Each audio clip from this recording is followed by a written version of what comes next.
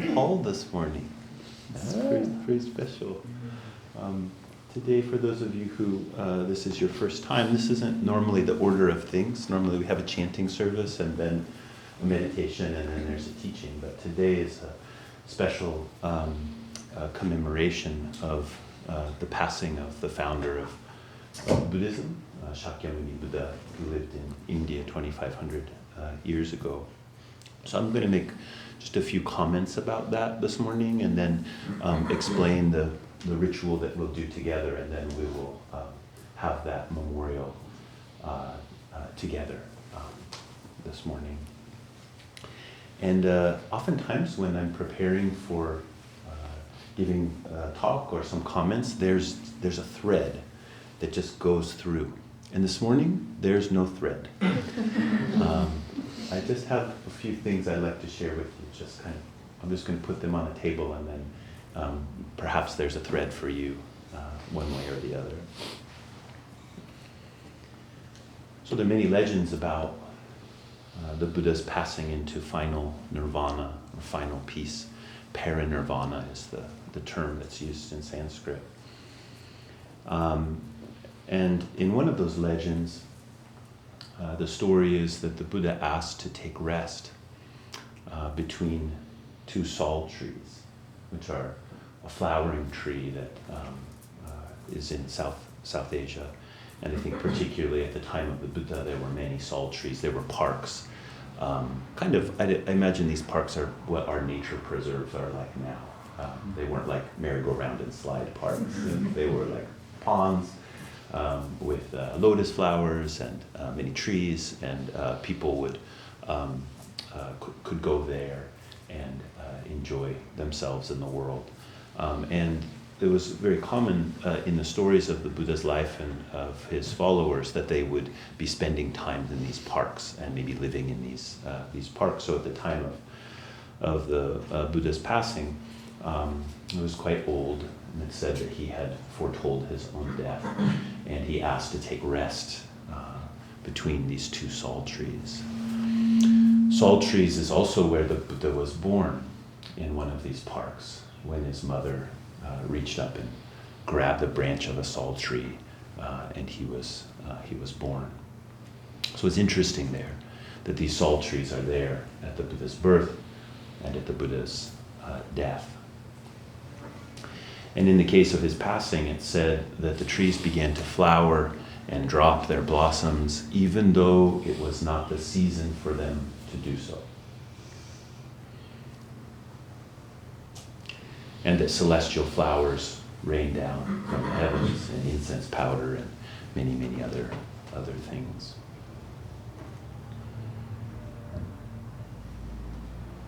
Flowers falling out of season.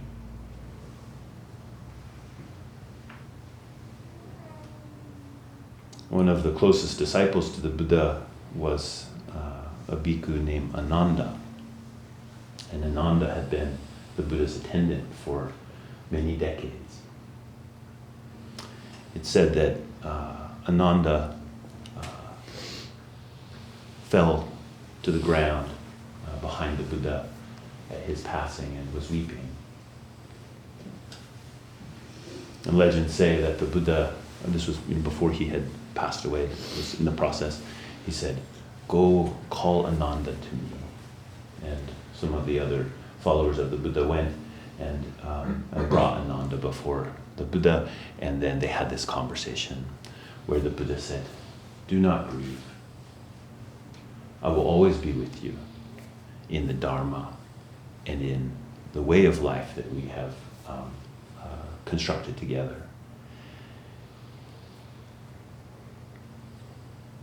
And in some of these legends it says that the Buddha was making the point that he could keep practicing. Ananda could keep practicing. He still had the chance to come to a total awakening because the Buddha's teachings were still present in the world as long as people cared for them. And that part of the legend I don't like so much. Isn't it enough for Ananda to weep? It seems like too much explanation. Of course it's true. But that's the problem with explanations, is oftentimes they're true. And they can steal away from something else. I have this picture in my head of the Buddha telling Ananda, do not grieve. And I think Ananda is so much more right than the Buddha in that moment.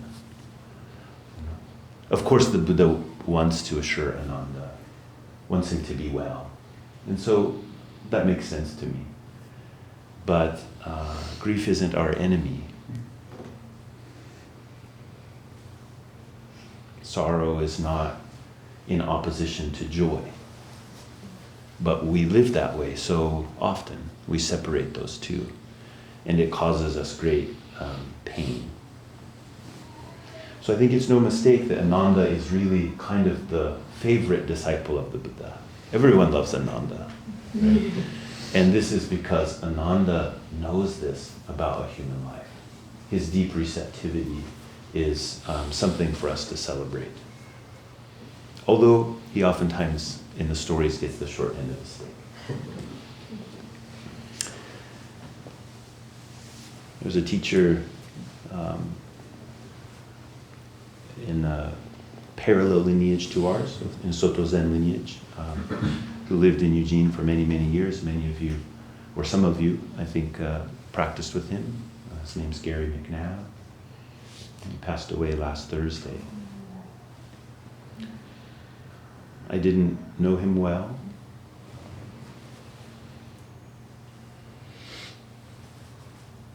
But it brings up this question.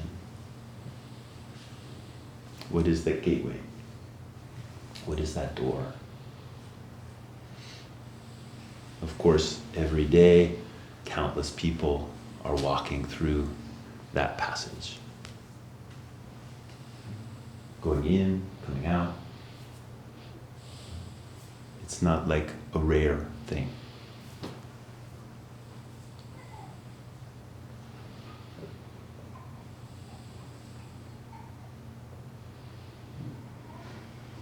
One of the core teachings of Buddhism, they're called the marks or the seals of the law. So a seal, if you think about like a Chinese stamp where you put it in red ink and you press it onto something which verifies that as being true in some way. We have like gold foil ones and stuff, right? Kind of embossing. So we have the same thing. I like the Chinese ones, the seal. The seal of the Dharma, the seal of the law. There are said to be four. The first is impermanence.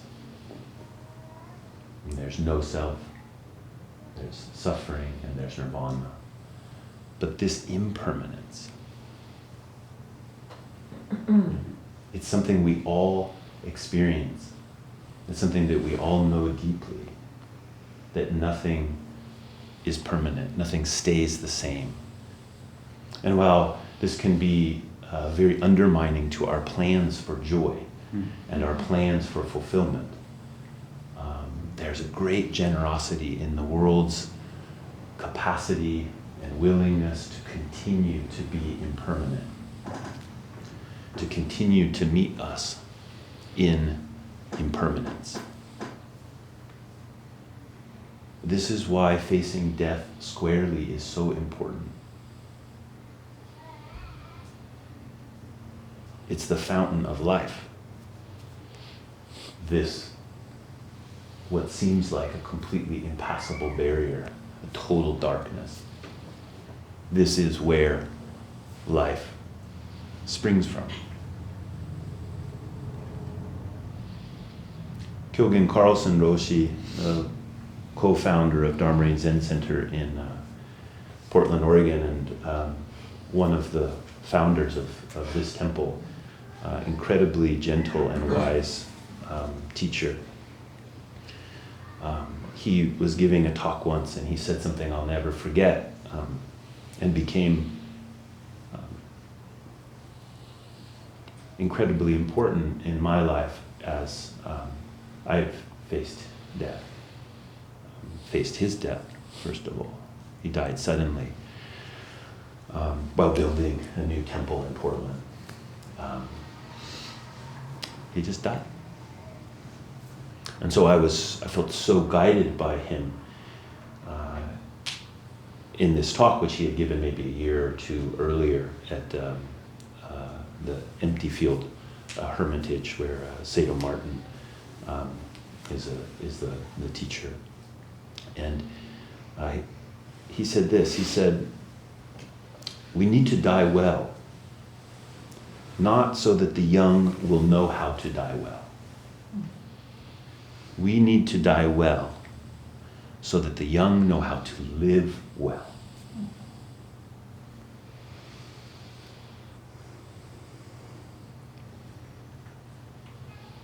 We need to live well. How do we do that? There's something about facing death.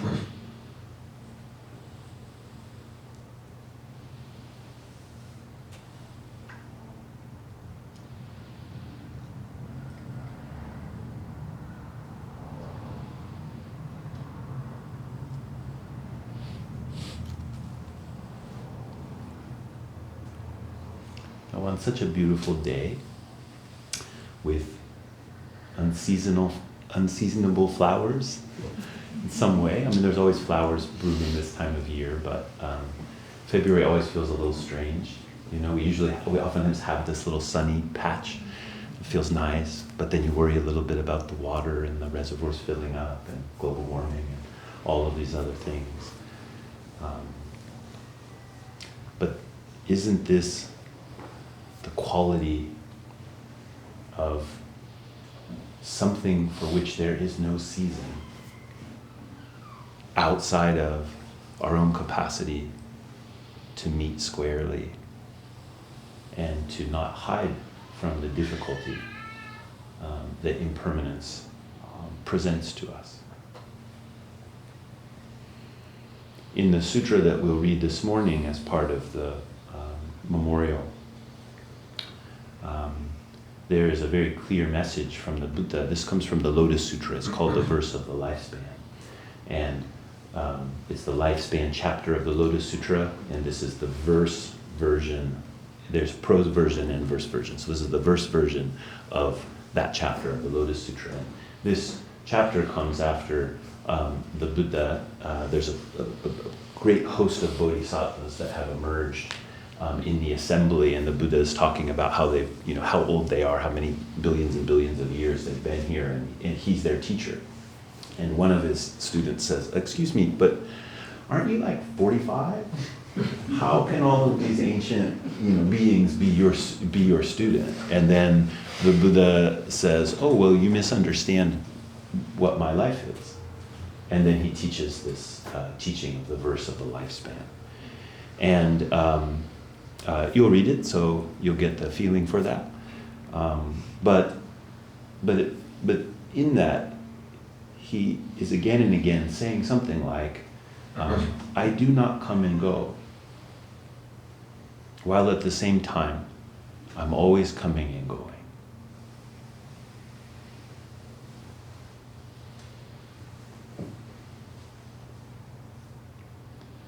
Through this coming and going, there is no coming and going.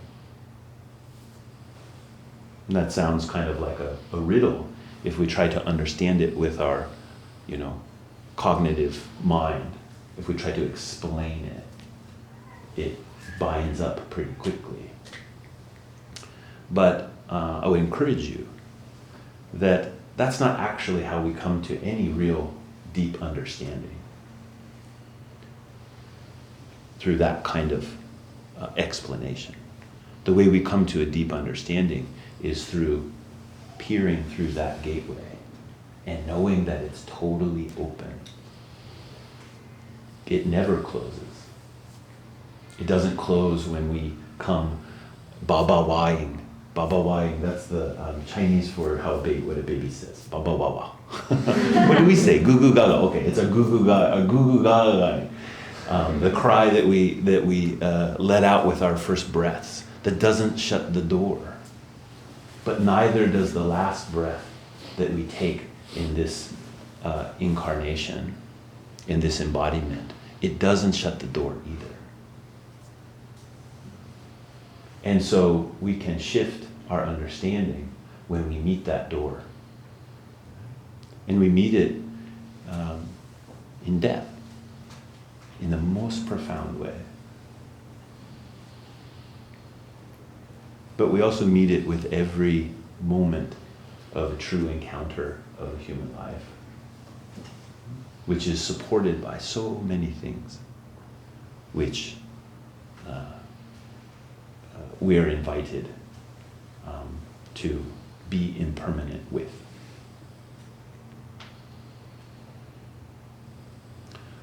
So this kind of commemoration is solemn, but solemnness doesn't have to be in opposition to a joyfulness, but we don't try to make it kind of falsely joyful. Or like, I don't know, falsely is maybe too strong of a word. We don't try to like promote some joyousness about it. There are places and times for that. There are cultures that really do that quite well and beautifully. But in our way, we do it quietly. And so in the ceremony that we'll hold here in a few minutes is very different than most of the ceremonies that we hold, in that all of you will have the opportunity to come forward in silence. Normally we're chanting, things are going on, to come forward in silence and to offer incense here. We don't have a scroll of the Parinirvana. That's a very nice thing to have, but we will someday. I have my eye on someone who I think might be able to paint one for us. But when you look at the Buddha here, think about the Buddha there lying beneath the sal trees, and knowing that there's an open door, and that the life of the Buddha is involved in that open door. Not separate. It's not like there's the Buddha that doesn't have to deal with the door, right? The Buddha wants to utilize the freedom of that door for all of our benefit.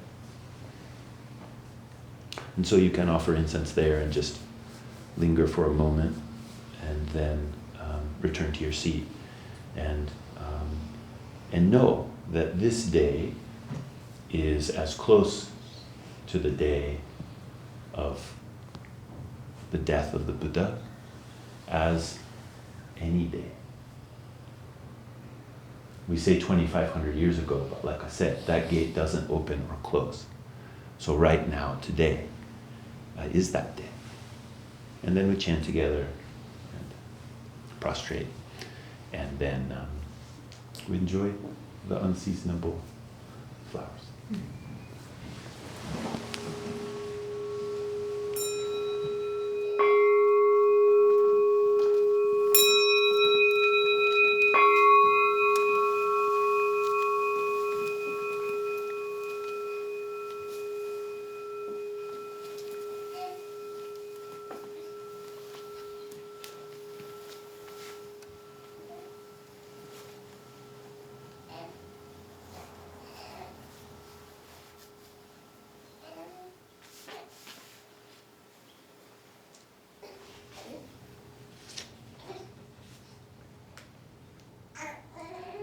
Tears,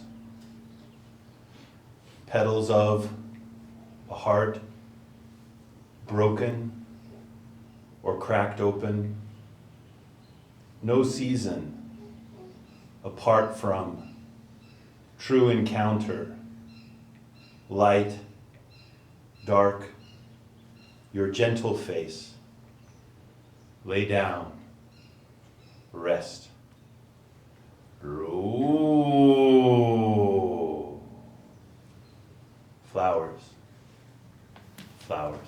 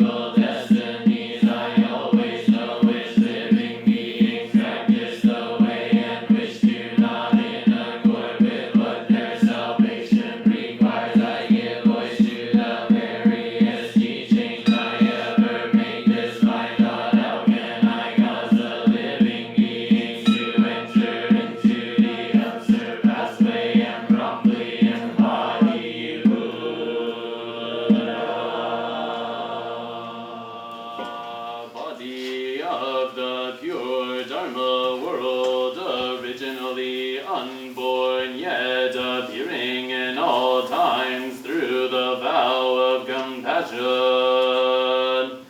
We look to the brilliant light of wisdom and humbly ask for the teachings of the true Dharma. Having offered tea, cake, sweet water, flowers, light, and incense, and having recited the verse of the lifespan chapter of the inconceivable Dharma Lotus Sutra, we offer the merit to our great benefactor and original teacher who passed into final nirvana on this day, the great sage of the Shakya clan. Daion Kyoshi Honji Shakyamuni Butsu Daiyo Jo.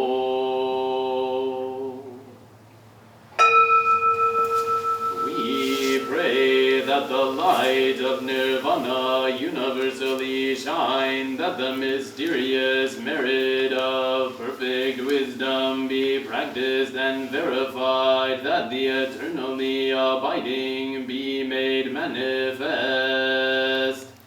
May we gain the final victory of the sage of this world together with all